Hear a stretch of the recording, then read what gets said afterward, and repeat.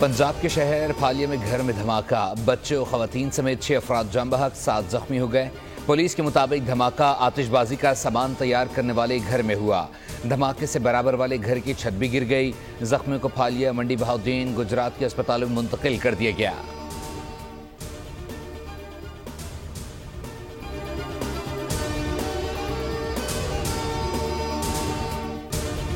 पंजाब में धुंध के डेरे हद निगाह शदीद मुतासिर। मोटरवे M2 लाहौर से कोट मोमिन तक धुंध की वजह से बंद। तर्जमान मोटरवे पुलिस के मुताबिक M3 लाहौर से रुजाना तक, मोटरवे M4 गुजरा से पिंडी भटियां तक, लाहौर सियालकोट मोटरवे M11 को धुंध की वजह से बंद कर दिया गया।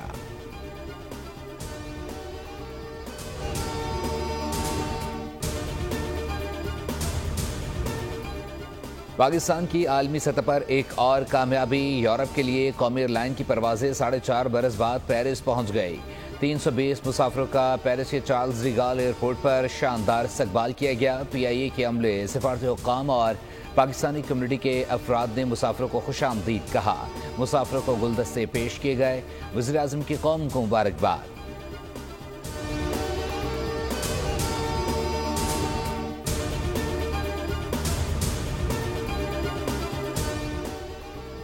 मईशत का पहिया जाम करने का नारा लगाने वालों के दावे धरे के धरे रह गए। तरसीलात ज़र में रिकॉर्ड इजाफा पाकिस्तानी बहन भाइयों की मुल्की तरक्की में किरदार अदा करने के अज़म की सनद है। हुकूमत तरक्की, अवामी फलाह बहबूद के लिए पुरज़्म है। वज़ीर आज़म का रिकॉर्ड तरसीलात ज़र भेजने पर बैरून मुल्क मुकीम पाकिस्तानियों से इजहार तशक्कुर। कौम को मुबारकबाद देते हुए कहा, दिसंबर 2024 के दौरान बैरून मुल्क पाकिस्तानियों ने $3.1 अरब की रकम पाकिस्तान भेजी। माली साल 2025 की पहली छमाही में मजमूई तौर पर $17.8 अरब आए। वज़ीर आज़म ने जायज़ा इजलास में इनलैंड रेवेन्यू हुक्काम को हिदायत की, कहा गरीब अवाम पर टैक्स का मजीद बोझ न डालें, न दहिंदगान को नेट में लेकर आएँ।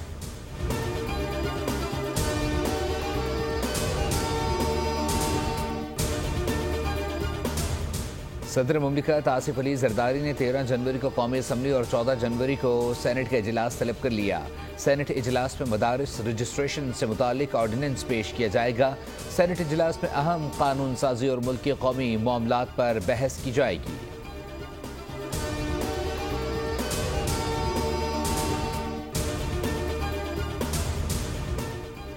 और कराची में रात गए फायरिंग से खातून जाम बहक, एक शख्स जख्मी हो गया। बल्दिया टाउन में घर के अंदर शौहर ने घरेलू तनाज़े पर फायरिंग करके बीवी को कत्ल कर दिया। पुलिस के मुताबिक जाम बहक खातून की शनाख्त 25 साला मेहरुन्निसा के नाम से हुई। मुलजिम असलहे समेत गिरफ्तार। सुपर हाईवे नॉर्दर्न बाईपास के करीब फायरिंग से एक शख्स शदीद जख्मी हो गया।